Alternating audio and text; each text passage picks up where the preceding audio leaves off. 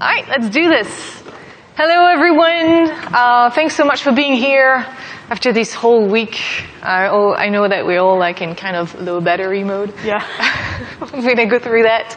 I'm Celia. This is Heather. Nice to meet you all. So just before we start, you know the drill. You have to turn off all your beepings and stuff to silence mode. And then I'm going to start. So, and also the other reminder is to fill your surveys out. When you'll get an email and just fill that out, and it's really useful for Celia and I to get that feedback. That's right. Feedback's important. It is. It's like good UX. Oh man, it's starting very lame. We gotta get better. Pull it together. Yeah. All right, let's do it.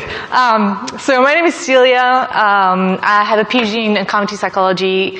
I'm the director of user experience at Epic, studio-wide. I've been working in games for quite a bit now. I started at Ubisoft, HQ, then Ubisoft Montreal, then worked at LucasArts, and I've been at Epic for 3 years now. My name is Heather Chandler, and I started working at Activision in 1996. And for the past 20 years, I've worked the gamut from large teams, small teams, and the budgets that go with them, console, PC, mobile. And I've been both on the publishing and development side. And I'm now the senior producer working on Fortnite. So the influence of user experience in the game industry is growing, as we can tell. UX professionals who are well established in the industrial design and many tech companies are eager to start working now in the video game industry. However, many game teams see UX as a threat. They're weird aliens invading and making a mess. Why do we need them again? We were doing fine without them, or so we thought.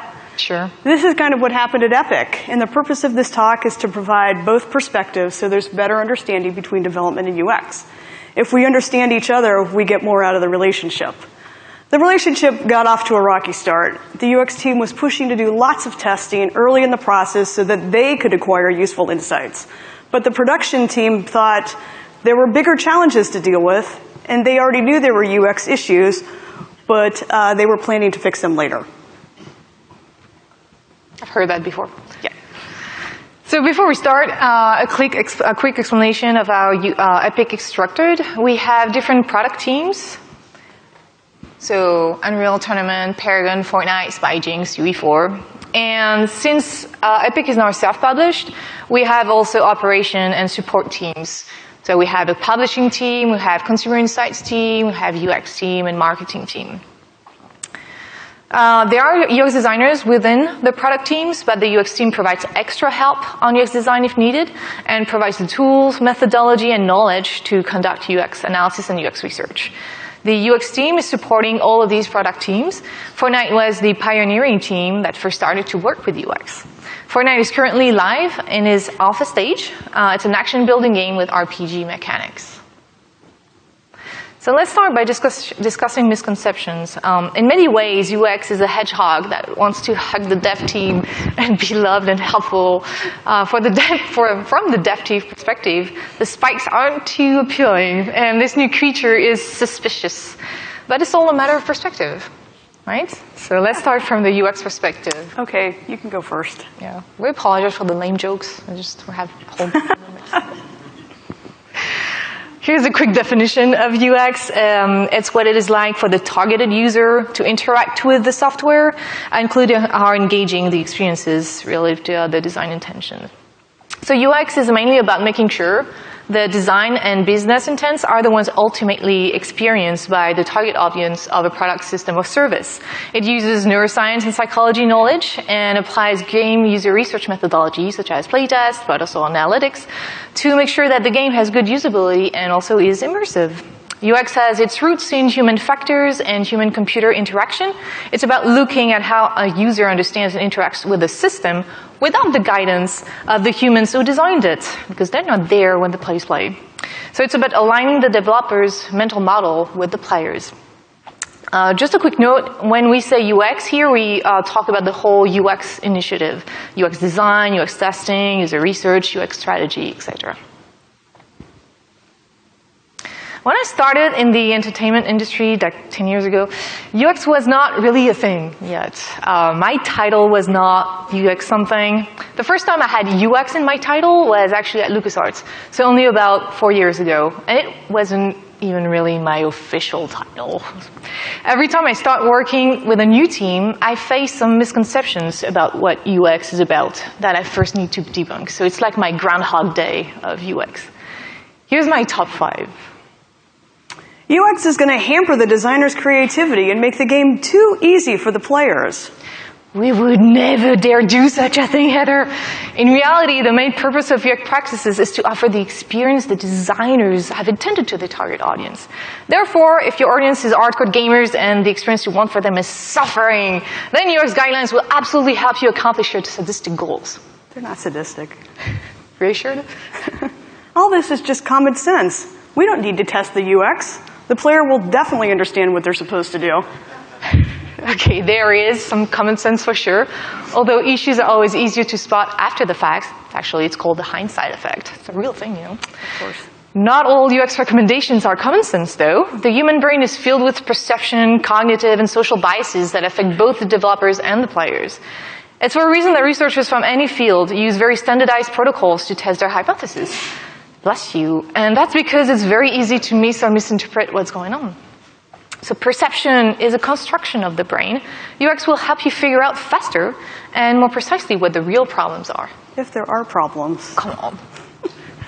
UX is just another opinion in our game. The opinions you provide are no more or less valuable than someone from marketing.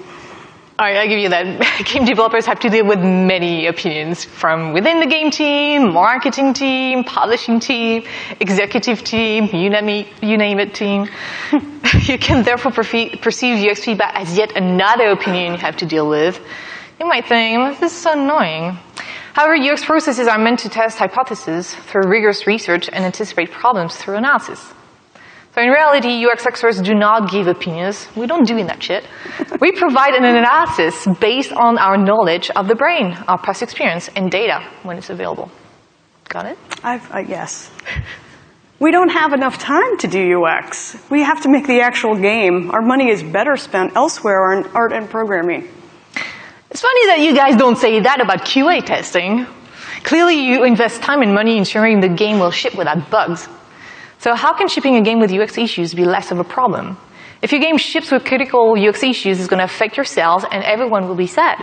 The dev team because the game is not achieving what they have hoped for, the executives because it doesn't make money, and the players because they are frustrated with the game. The UX process is an investment. Don't ask yourself if you can afford thinking about UX. Ask yourself if you can afford not to. Bam. Okay, that's a good point. So let's UX the game later when we're ready. You know what's going to happen with that mindset? The team will iterate. Well, I'm going to tell you. The team will iterate within a closed circle, and we're going to look at you from afar, knowing that we could have helped you earlier in the iterative process. At some point, we won't be able to refrain from it. We're going to wave at you, asking you to start testing and collaborating. And usually, the answer we receive is, "No! Are you crazy? It's not ready yet. It's broken. It's ugly. Go away." The danger is that the game ends up being tested and evaluated too late, when only quick patches can be done before the game ships. So I'm awfully sorry, but we cannot UX this. By the way, it's not even a verb. At some point after the architecture and important decisions about the game are already made. All right, I get it. But consider my perspective. This is what I have to deal with. The developers don't really understand what the subtleties of UX are. Well, while they may not have a PhD in UX, a right. designer understands that providing an easy way for the player to interact with the game is a part of good game design. The dev team may not want to listen to UX feedback, well, because you're not designers. However, most of the time the dev team is just busy putting everything together, and then they free up mental space to think about the UX later. Snowflakes.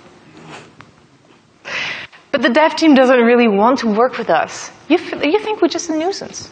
I wouldn't say nuisance. Most dev teams are happy to utilize resources that will ultimately make the game better for players. If a process is in place that works well for both, the dev team is happy to work with UX as a partner. The real issue is that you may offer feedback that is too detailed and not applicable to where things are in the process.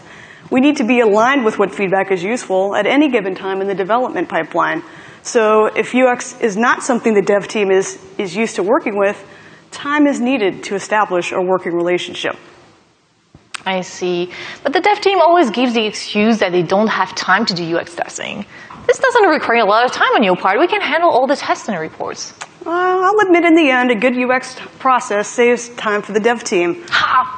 But initially, adding UX into the process requires more time. You have to allot for tests, reviewing and tracking feedback, educating the team on best UX practices, and so on. And it needs to be integrated into the schedule, otherwise it's going to be ignored.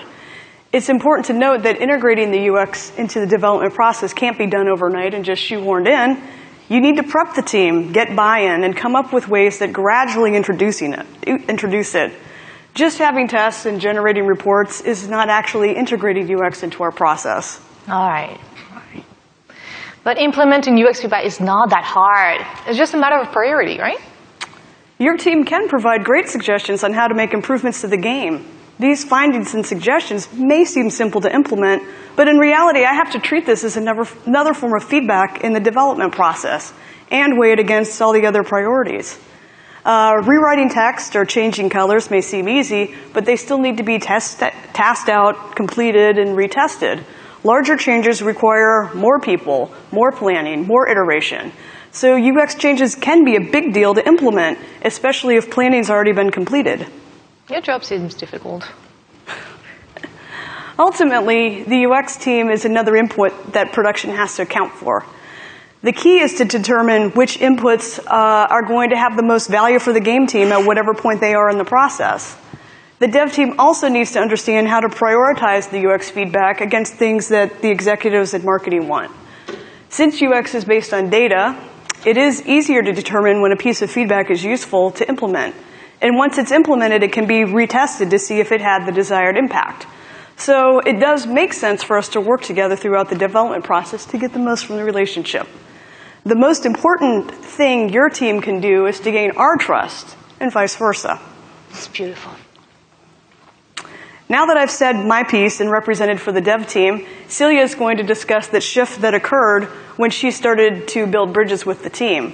She had to face this alone for the first year since she didn't have me as her partner in crime. So she laid a lot of groundwork for building this relationship. Well, I'd say that you first need to overcome these misconceptions, and I would argue that the first step has to be done by the UX peeps, because we are the new partners, the aliens. So I had to stop bossing the team around about usability guidelines and stop pestering each time obvious UX rules were being violated during the development. Instead, I tried to UX the UX. You can use it as a verb, actually. I listened to the team, my audience, tried to understand what they needed, the intended experience for my audience, and I used their perspective to accomplish what needed to be done. This part described this journey. So the first usability tests and reviews that I did for Fortnite, I was sort of a UX team of one. We're seeing as being bossy when the team already knew that things were not ready and not working well. So when I just wanted to get the ball rolling and start a pipeline, the process could be seen as just stating the obvious, and some devs thought that they had to deal with me as an authority that would just report back to the executives what was going wrong. UX was trying too hard to put in place a process before proving its value for the dev team. Because I was initially too zealous, I wanted to test everything anytime to prove my value. And so it started to be felt as the usability police. I actually was being called that at some point.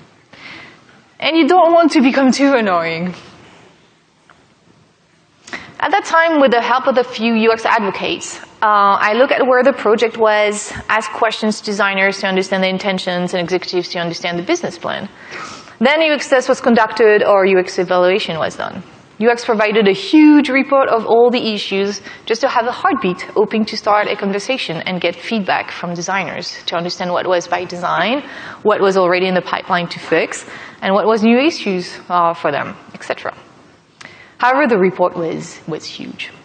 The problem is that the report was sent from a team of one that they didn't really know well, and I never really got a chance to discuss with the devs, except for a few designers interested in UX. So in the end, the dev team was not particularly excited by the whole thing, connection was not made, and I did not have the full picture of the devs team plan. So I teamed up with the designers that were interested in UX, and instead of doing a big review of the whole experience, we chatted about their main issues and challenges. That was the starting point of a more tailored UX dev relationship. At that time, there was no UX designer on the team, so I helped them with some UX design stuff, such as making dirty mock-ups to help them communicate the vision with their executives. And we started to test smaller things like icons, head, core loop, etc., with very specific design questions, so designers were really taking part of the process.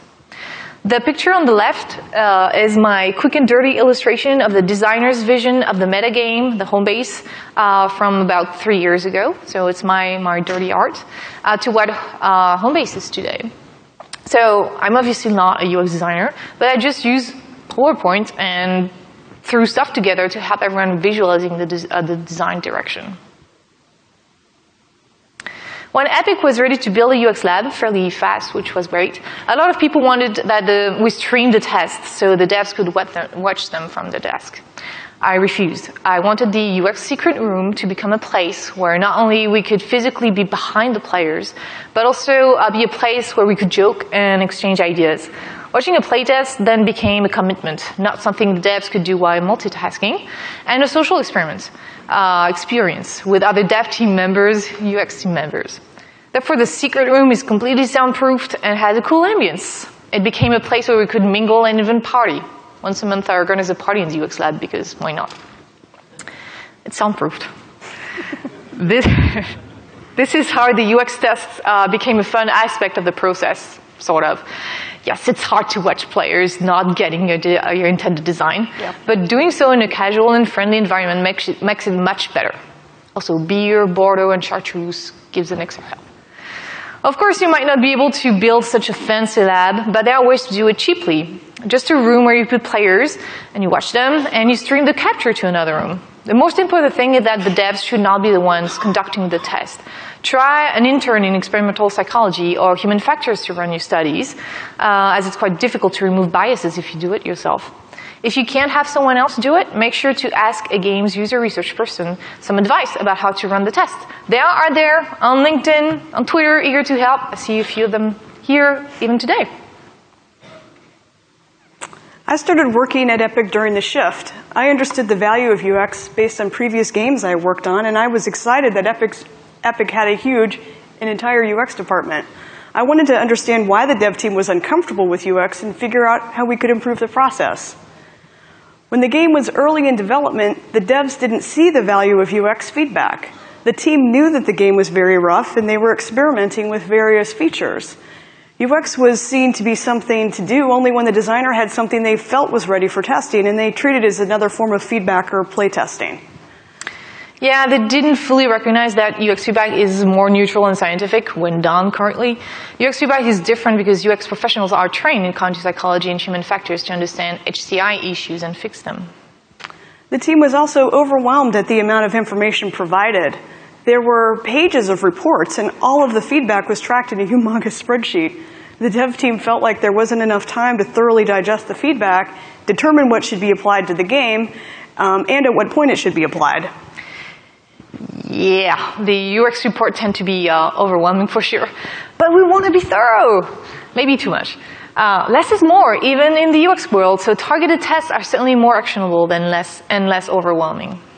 And because the dev team was working quickly to finish milestones, UX feedback was not a priority to review. The reports would be generated, but not reviewed in depth for a long time. By the time the feedback was reviewed, the team didn't find it as useful since so many things had changed in the game already since the UX test.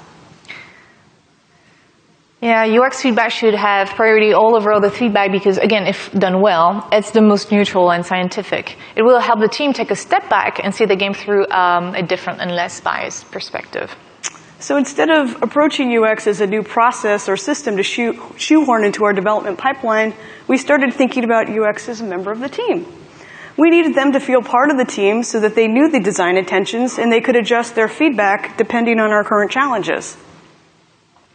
Ideally, you want UX to be close to the team while trying to keep a certain distance with the game itself, or else we too will become too close to the game and will start being biased. To get the team more used to the idea of UX, we had to get to know each other. Since the dev team was less interested in strengthening this relationship, the UX team found ways to work with the development team on their terms. First, UX made themselves readily available as a resource to the team. It was very easy to find someone to talk to or to just ask questions. There was low friction for someone to talk to somebody on Celia's team and get feedback. Anyone from the team is free to use them. There's no red tape. You don't have to go through any hoops. The UX room is located centrally so that all of our game teams can easily access them. Production evangelized UX and made the work more visible to the team. And it was simple things like reminding people in meetings to consult with the lab, inviting the team to view the UX tests, and also making sure that members of the UX team were invited to our team meetings. It was important to build on what Celia had established and show the devs how UX could be part of the team without becoming another gate that the game had to pass through. So instead of trying to force the UX process on the whole company or game team, I first listened to the dev team and partnered with those who were interested in UX. I chose small projects that were less under the spotlight. It allowed us to go through design, test, iterate, retest very fast so we could make quick wins. These wins could then be acknowledged by other teams and the UX love started to spread. By the way, this illustrates how a UX process can easily benefit smaller teams and studio. Starting small is actually an advantage. Gradually, after doing a few UX tests and seeing some good results, the team came to appreciate how UX can help them, and UX became a concern of everyone, not just the concern of the UX team. The UX team became a resource anyone could use, and a UX designer was hired on the Fortnite team, DirectDS. We started planning UX as part of our development pipeline. When I started working with Celia, she tracked all the UX feedback in this spreadsheet. Yeah. At this time, this was the most effective way. As you can see, it's quite dense. It tracks the UX feedback given to the team, the priority, when it was implemented, if it was implemented, and when it was retested. The sheet was used as the main transfer of information between the UX team and game team, and I might add it was not stored on the cloud. It was like an actual spreadsheet that she would email around to people. But it was mainly a tool for UX since the devs were not involved in driving or maintaining this process. This worked okay at the beginning. There were some easy fixes and quick wins to make in the game, but after a few months, it was tracking over 200 items, and very few of them had been addressed or had been marked as something to do in the future. There were items on, and also the items would get very old. There were things there from 3 years ago, like when I started, that I was like, wow, haven't been addressed yet. Thorough. Very thorough. So when I started working at Epic, I definitely saw this as a one-sided conversation with UX doing all the work. Some of the problems were the process was not well-defined or consistent, so it gave the impression that UX was something that just happened randomly. The dev team was willing to review this sheet with Celia on a periodic basis, but it was not an integral part of the development process. It had no clear owner on the dev team side, and thus it was difficult to get changes in the game and then communicated back to UX for retesting. And it was overwhelming. I know. This is not, I mean, it doesn't even have all the columns. It was very difficult for someone on the team to review this independently and parse through the information to determine what was important or useful to consider for the next round of planning. So they ignored it. But when Celia and I started working together, she wasn't alone in defining and driving the process. We discussed ways that we could work together to improve what we had and make UX a more integrated part of the development process. In order to make the relationship work best, we wanted our process to work in sync with our releases.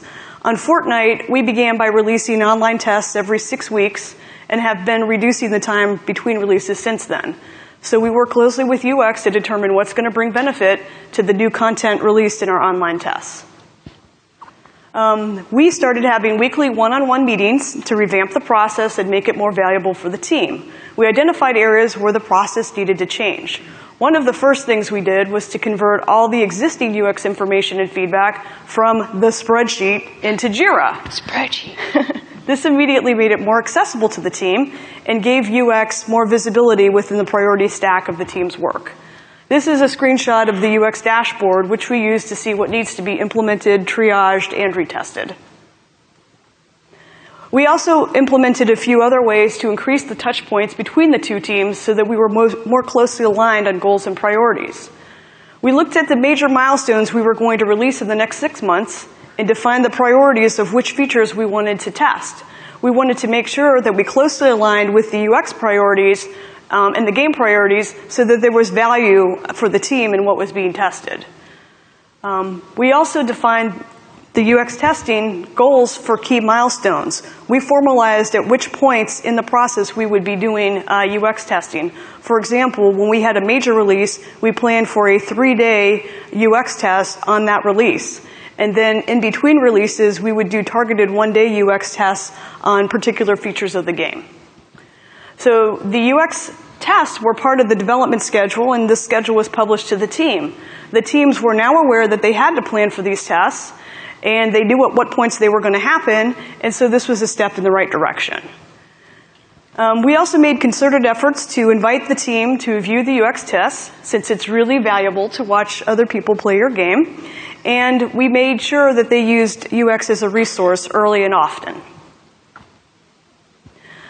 This is the current process that we use for the UX dev pipeline on Fortnite. As you can see, we actually have a process now, and it's defined. And since we are a live game, this process covers one full release cycle that includes planning, building features, testing, implementing feedback, and retesting. We are closely aligned, and UX support is more integral in our development process. We'll discuss each of these phases in more detail. Take it away. So it begins when the team specifies their hypotheses for the next online test. Questions come in from developers, but also comes from analytics team, marketing team, or executives. We determine what questions need to be answered. It's really important to always have a purpose when planning a test. Once the questions are defined, the UX team prepares accordingly an experimental protocol. We also adjust the test with the scope. Sometimes we test, like you said, the live build, and so it's just long sessions, like 3 days or 4 days. But we also do shorter and quick and dirty tests with prototypes, sometimes even paper prototype or interactive prototypes, and even sometimes directly in the editor. Given the focus of the test and its protocol, we plan when, how, with whom to do it, and we decide which build to use. Once we have the testing requirements outlined, I work with the team to plan for which build to use. We need to make sure that the features we want to test are actually working. If the build has blockers, the test is canceled. So we review the build 2 days before the test to determine if it's ready or not. If not, the test is then canceled or rescheduled. We definitely try to avoid canceling tests whenever possible. So in some cases, when we find that a particular feature we wanted to test is blocked, we may still have other things that are valuable to test. And at that time, 2 days before, we'll determine if we want to change focus and test some other things in the game. We didn't cancel that many tests. No, because we've got a process now. Yeah. If a team knows a few weeks ahead of time about the test, it's much easier for them to prioritize the tasks and bugs in their backlog so that we have a stable build that's ready to go. UX tests are conducted, and the team observes the participants in real time. We invite the team to come watch. And I try not to schedule meetings on the days that we have UX tests, so the team is freed up to watch them. Once the test is over, it takes some time to analyze the data, and of course we do a detailed UX report, but this time is more focused. After we send the report, we plan a quick meeting with the dev team to go through the report together. So we make sure we're aligned and that the team can give us their feedback regarding the issues raised. It's really important to have that dialogue so it's not just like one way. For each issue, we decide together if it's by design. Well, they decide if it's by design, but then we decide together if we need to let it be, if it needs a call out, so the UX team will enter Jira. If it's already in the process of being fixed, so then we just follow up to retest the feature later, etc. When UX Lab enters Jira's, we enter detailed information, description of what we observed in the test, and/or description of a violated usability heuristics. For example, consistency violation, or the form of this item conveys a different perception than its functionality, etc. We add screenshots and videos from the UX test. We tag it UX Lab feedback, so all the issues entered with the UX concern will appear in a dashboard, then you can consult. Before every new UX test, we consult the dashboard and look at what issues were marked as fixed so we can verify if the UX issue is indeed resolved. Once UX enters the JIRAs, the triage process is a way for the development team to review them and determine if the issues will be addressed in the next release, a future release, or not at all. If the team disagrees with any of the UX feedback or wants to change the priority, they will meet with the UX lab to discuss the options, and once both groups are in consensus, the task is prioritized appropriately in the development schedule. As you can imagine, sometimes the UX team marks something as a priority 1, but it may be viewed as a lower priority for the team. Some of the feedback may require large reworks that can't be addressed immediately and thus will have an impact on how we plan. Some of the feedback may be in opposition of the design intent and require a longer conversation with UX about how to solve the problem. And in some cases, the feedback is considered not valid because there's already plans in place to redesign a certain feature. And so we will finish that feature and UX test it again. The strike team leads are responsible for reviewing the feedback and initiating further conversation with the UX lab about any questions or disagreements. We do disagree. It's okay. Yes, it's okay. Once a UX task is completed, we mark it closed, and then Celia's team knows to recheck it the next time we do a test. So an important part of the process that is really valuable, in my opinion, is that we cross-check all the data with information from other resources. So the analytics team is also running their tests, and customer support is also very close to the people, marketing team as well, the developers as well. They also hop on in the forums or play with the players. We also send UX surveys after each new build that we push live to the alpha participants to see what they didn't like, what they didn't understand. And so all this information is cross-checked together. So we can actually see if, because sometimes we might see something in UX lab, but if you look at analytics, it's actually not really the case when you look on a larger population. So what we want is just make sure that we didn't observe something in UX lab that was just like because of a small sample, because we don't always do just usability. We sometimes try to see what they didn't like. But it's always better to do that with a large sample because otherwise it can be biased. So we just put that all together, and from that we have a top 10 or sometimes top 5 is more digestible report. Then we can communicate back to the team, but also we communicate back to the executive and the publishing team with the relevant information, like the stuff that we saw from different angles. And we do first check that with the dev team, so they can already look at the plan, how they want to fix this issue, all the issues that we raised from the UX team and the other sources. So it's a very collaborative process. We never give feedback directly to the publishing or executive team without first syncing with the dev team. There are no surprises there, and certainly no backstabbing, I promise. We're here to support the dev team, accomplishing their goals, not to act like self-absorbed smartasses. That's refreshing. I guess. Also, since the UX team is neutral, we don't serve any agenda other than fighting for the user. So it helps everyone in the room to readjust their personal perspective and opinion on the game. Okay, this is not always successful, I have to admit, but there's progress. Lastly, it's very important that the UX team emphasizes not only the issues the game has, but also all the progress that the dev team has made so far and all the UX issues resolved. Executives love to see things progress. Yeah, we're getting better. And love when issues are pointed out as well, because then they are more reassured that these issues are being taken care of.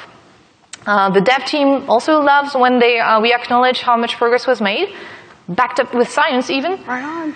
So everyone is happy, most of the time-ish. Yeah, developing game is hard, okay? And it's an emotional endeavor for everyone. But at least now we have a process. Yes. And while we do have a unified and defined process, it still needs work. The first part is working well. Now we need to focus on improving the triage and verification process. The producers need to ensure that JIRA is being updated and that the team is actively tracking the UX issues, not just marking them for future milestones. If things are not filtered and assigned appropriately, they quickly lose visibility, and we're back to where we started before with the spreadsheet. Oh, go ahead. You want to do it? You press it. I'll do it. Okay. Both teams need to have a better understanding of when UX feedback is implemented so that it can be retested. And again, that goes back to updating your JIRAs, making sure that they know to check the dashboard and that they can test it in the next UX test. It's not truly fixed until it's been, until it's been retested and it shows that the issue has been addressed. And in order to get and maintain high visibility of UX, the dev team members are expected to observe the UX tests. And we always need to be open to adjust our process and workflow to make things better. So it's a constant process. As you can imagine, there is still work to be done, but we've come a long way. We've learned a lot about each other and are less afraid. It's all a matter of perspective. I'm just like trying to scan you and then look a little closer. That was weird. Are you done? And now UX is truly a part of the process. Yeah, we did it. Super UX.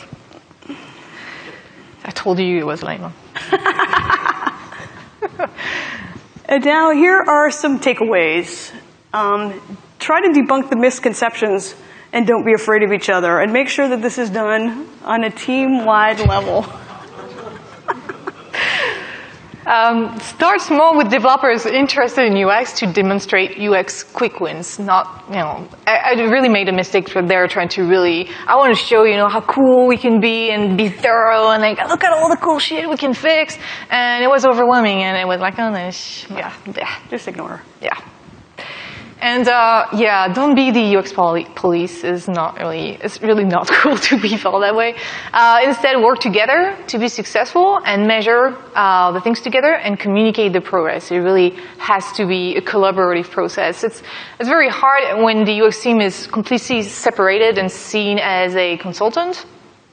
And we just consult, we bring the report, we send the report and say, bye-bye, now, do your stuff and we don't care.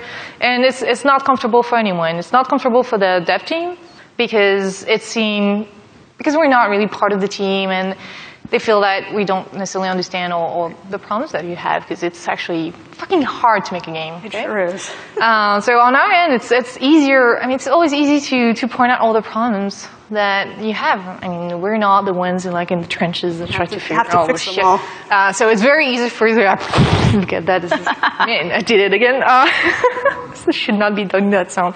That's the French touch. Yes. We do that a lot in France with noises. It's a long day. Establish a strong feedback and implementation loop, and make sure both teams understand how the process works and adjust it as necessary. The things that we try to do here is we do have our development team organized into strike teams, and it's up to the strike team leads to communicate this process with the team and to help drive it, to make sure that we are addressing these issues and not just ignoring them. And of course, as the producer, I get feedback from all of the strike team leads about the things they don't like about the process. And so I can work with Celia's group and my development team to make any adjustments that are necessary because ultimately we want it to be something that's going to work well with both teams and be useful. We don't want to just waste people's time because we have all these resources. And at the end of it, celebrate together. That's right. High five. Woohoo. All right, so that's pretty much it. We wanted to leave more time for questions, actually, because it's always hard to give all this process, because we do that at Epic, but it's a specific size and specific games. And so we wanted to have time for you to ask questions, to know more about what your specific challenges are, and to talk about these things. The slides will be posted soon on my blog. And thank you so much for being here on Friday, 2 p.m.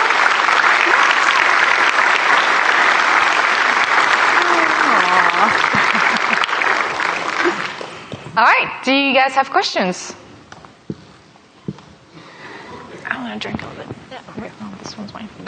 Hi. Yeah. Hi. Yeah, I had one more about the organization you have at Epic Games. Why did you decide to have external team to do all the UX and not, for example, UX designers integrated in the team?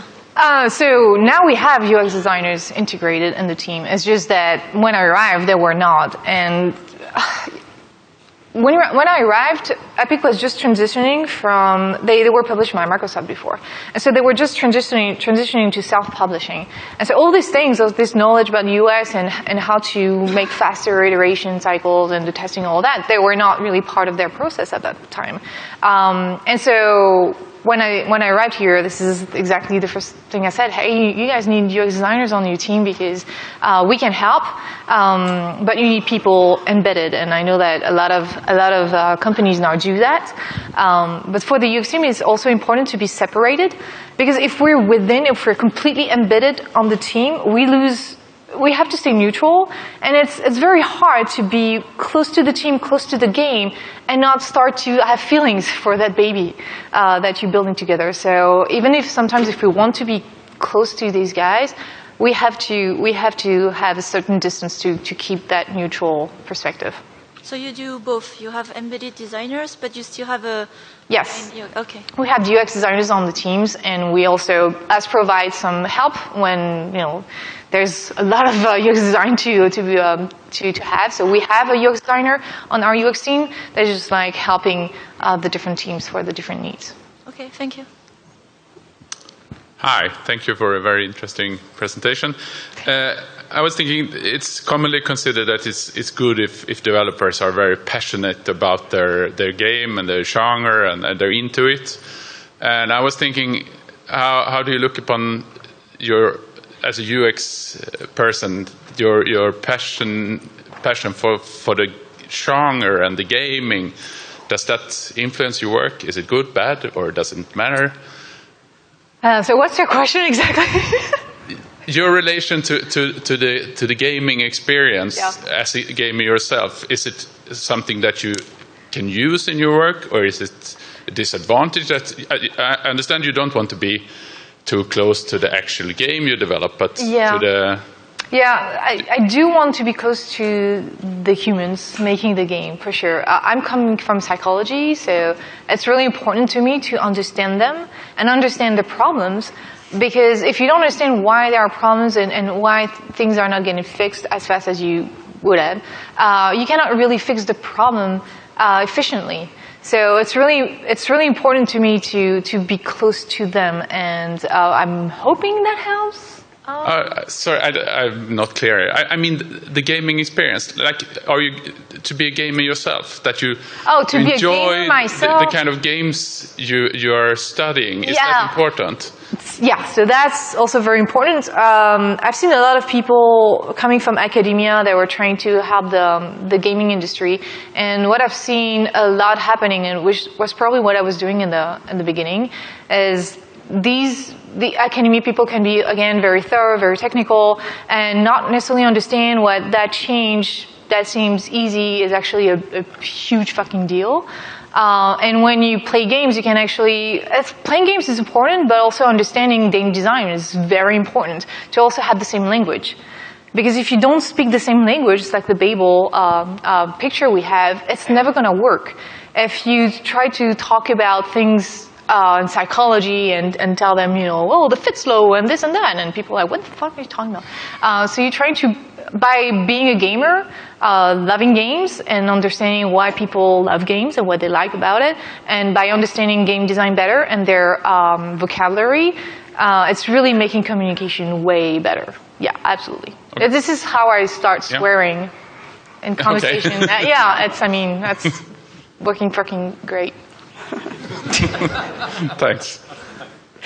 Hey, I have two quick questions. So if you do any other testing than user experience research, like focus testing, marketing studies, like game design, whatever, do you maintain the same playtest session with same playtesters, or also as separate entities?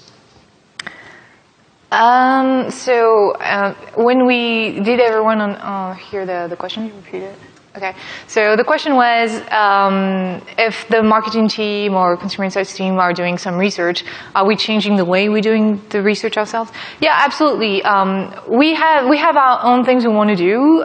So because I'm cognitive psychology, I'm really focusing on the usability, on human factors. So that's the thing that we always do because it's separated from everything else.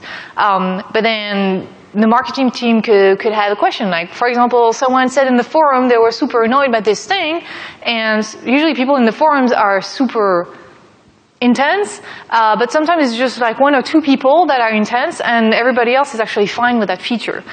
So that's very important for us to keep that communication going, because then we can try to send a survey to all the alpha players and try to do it in a way that it's not leading them to a specific answer, so we can verify if this is a problem or not. So you basically add them to the same playtest session. So yeah, the marketing team is coming down to the test as well to look at how people play. Yeah, sure. And from your experience, what's the optimum size of playtest group? It depends on what you're testing. In our UX lab, we only have 16 stations, so we cannot do like huge tests. But that's okay because we are looking more at, again, the usability problems. And the maximum we have usually is 10 players. And we rarely ask anything about their opinions and their feelings because, again, that's too small of a sample size.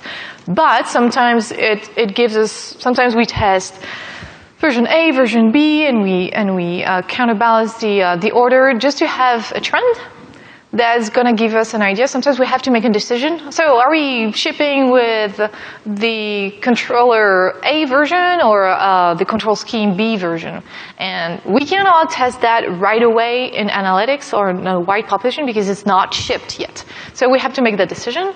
And instead of, everybody's giving their opinion, I prefer control scheme A or B, we do a test with maybe 10 or 20 players. Again, not enough, but it's helping us making the decision when it's on the edge. All right, thank you.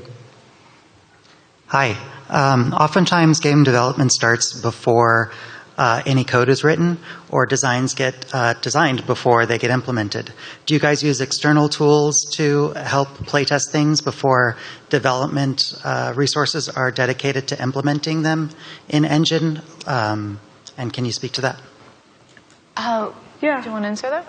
Well, we do paper prototypes, so we can do things with just design documents and kind of mock-ups that have been put together.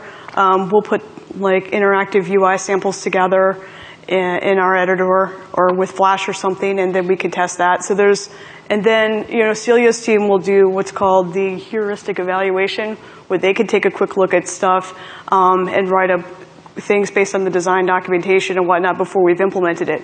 But the way we're doing our development is we're definitely trying to get features in fast and early so that we can get them tested and then iterate on them before they are made to the public player. Great. Does that answer your question? Yeah, thanks.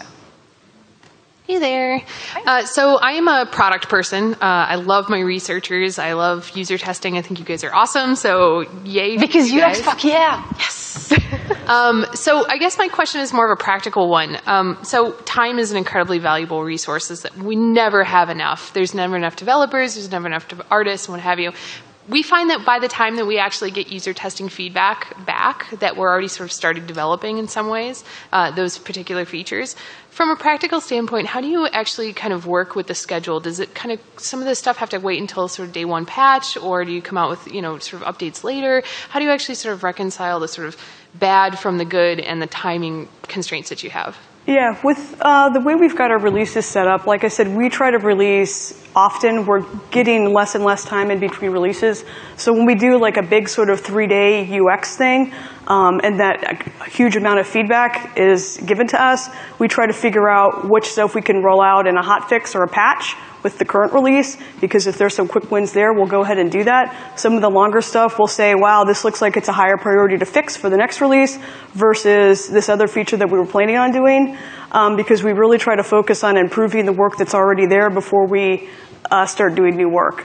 So for the smaller tests that we do sort of in between releases, that's usually done in a feature that's already kind of in the prototyping phase internally. And so we focus on those features.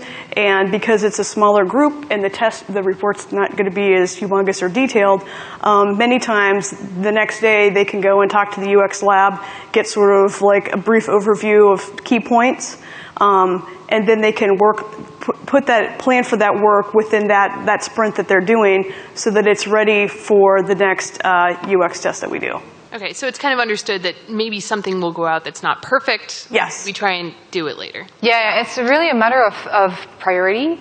Yeah. And also, way before we tried to implement stuff, I sat down with the designers and I was like, okay, what are the features? What are you trying to do? And to you, what is the most important things in Fortnite? And so this is what we're going to test first and how we're going to also put our priorities. So sometimes if I put priority 1 on our UX issue, it's because I know that this is really important to them and not because it's priority 1 because it's really a huge violation of usability. It's a prior 1 because this is affecting one of the pillars of the game. So we also had that discussion beforehand, so that helps us going faster for the things that are really important to us. Cool. I like that. Thank you. Hi. Thanks for the really detailed insight on your process. I was wondering if you had advice on integrating UX processes really early in development, where oftentimes it feels like the iteration is happening so fast that by the time you analyze the feedback and prioritize it, they've already kind of moved on. And we also don't really have live data to verify against as either. I mean, that's a tough question. I mean, that's one we're still trying to address on our project, because you just can't ever get the feedback fast enough for the current thing that you're working on, which is why we really rely heavily on knowing that we're iterating as we go, and we'll release things live, do patches and whatnot to update what's already there. And I think, you know, it's a scaling issue too. So if you have things earlier that are smaller to test, that could be quicker so that you can turn the feedback around more quickly, that is a good way to kind of try to capitalize on that so there's less of a gap. Because I certainly would encourage your team to not hold on to things, which is something that at Epic tends to happen. They want to hold on to it. They know that it's not that great. They don't think it's ready to be tested, but the longer they hold on to it, the less valuable the UX testing is going to be. So it's really, you know, making sure that the team from day one is like, hey, Celia, I have this design for this thing. Can you guys take a quick look at it? Do you see anything that jumps out at you? Then putting together some sort of mock-up that, again, that they can look at, and just really try to make sure that at each point along sort of the pre-production of a feature that the UX team is involved. Thank you. Hi, I was wondering, since you mentioned the UX group is also working with the engine department, I was wondering how you can apply the processes with the engine team, or if it's a different process, because, you know, it's a different beast altogether, and actually it's quality of life for ourselves as well. So yeah, the engine is a whole different beast. So I'm a gamer. I understand games. I understand a little bit of game design. So to answer the previous question, that's helping me doing my job. I'm not an engineer, so it's hard to somehow. I mean, you can apply the UX heuristics to pretty much everything, but the challenge for the engine is that it does many different things. Its audience is many different people. It can be students, it can be game designers, it can be artists, it can be, you name it, engineers. So you have to do different tests with different people and to design different tasks for these different people to see if they can do it. And the challenge also was to define, okay, what do we want the engine to be successful, how we want people to be successful with the engine. Because again, it's so huge, we cannot test everything.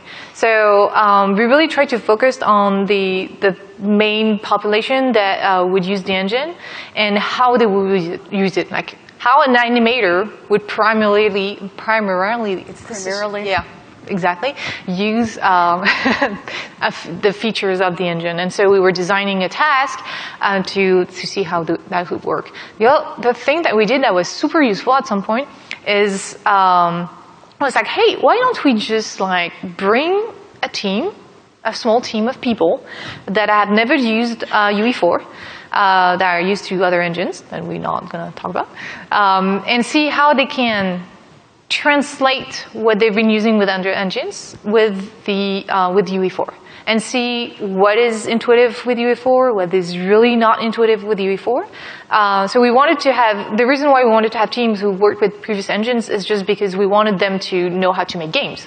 And so we were making sure that there was a team that was functioning and they know how to make games. And we just put them in the UX lab that we rearranged for that. It was like small teams because it's a small UX lab. We cannot have this huge team. And we had invited them to stay for 2 or 3 days. They had a hotel room, for sure. They didn't sleep on the couch.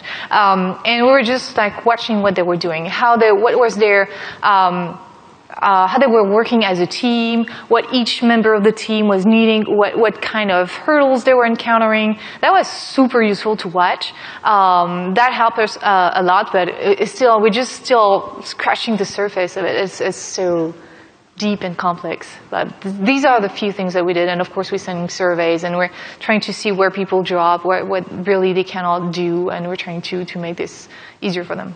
Does that answer your question? Yeah, just briefly, do you also have UX designers embedded in the engine team, or is it? No, not on the engine team. I wish we had, but no, not at the moment. Not where. All right, thank you. Hi, so I was wondering, you mentioned being at Epic for a couple years, and then your process has really evolved and become more integrated with production. And I'm wondering, at the same time you mentioned it used to be you, and now there's people embedded. And I was wondering if you could speak in more detail to how your UX team has scaled over these years. Sure. It has scaled because I used to be able to do the things by myself because, obviously I was the one saying, hey, hello, how do you need me? And then at some point people saw the value of it and they wanted to do more tests. And so at some point I saw that, oh man, with all the different products that we have in development, with all the different challenges that we have, and we are we're shifting our model. Now we're going from shipping box games into live products. We had all these challenges, and I just put everything on a big spreadsheet and figured out I'm not going to be able to help all these teams by myself. So I always start start with small things and I train people I took students with me because it's easier to actually have students. So we started with the students in human factors and we trained them. And then once people saw more of that value, it was easy for me to say, hey, we really need now to hire a UX. Project manager is going to be able to do all the recruiting part. Is going to prepare the UX because this is super, super time consuming. It's finding the right people with the right profile, because you don't want to test your hardcore game with people who don't play that sort of game. So you have to have the right profile. There's always problems with the builds that are in development. So you want someone who's dedicated into testing, making sure that there's no problems with the build, that it's not crashing, and if there's some problems that we have a workaround during the test. So we hired that person, and we hired a UX researcher full-time, so I could actually help because when I was doing the user research myself, I could not do all the bridges on top of it that was really needed. So once I had a user researcher, I could actually do all the other stuff that was really helpful for the team. And we also hired a UX designer on the team because we knew that there would be some more UX design needs. And it was harder for the team to get one, so we got one on our team. And then usually that person is taken full time on either Paragon or Fortnite. So that's how we scale. I start small, and I always start I stay a little bit under I guess should I say above what we can do. I don't know how you should say that. So there's always a need, and we can also always say, okay, now we need to expand. I never go the other way around. I never say, hey, let's hire all these people, and you will see how useful it is. We always hire less people, so everybody can feel the resistance and feel that, well, now we have a need, so everybody is buying it in. that make sense? All right, I think All right, that's it. Well, thank you very much. Perfect timing. Thank you so much.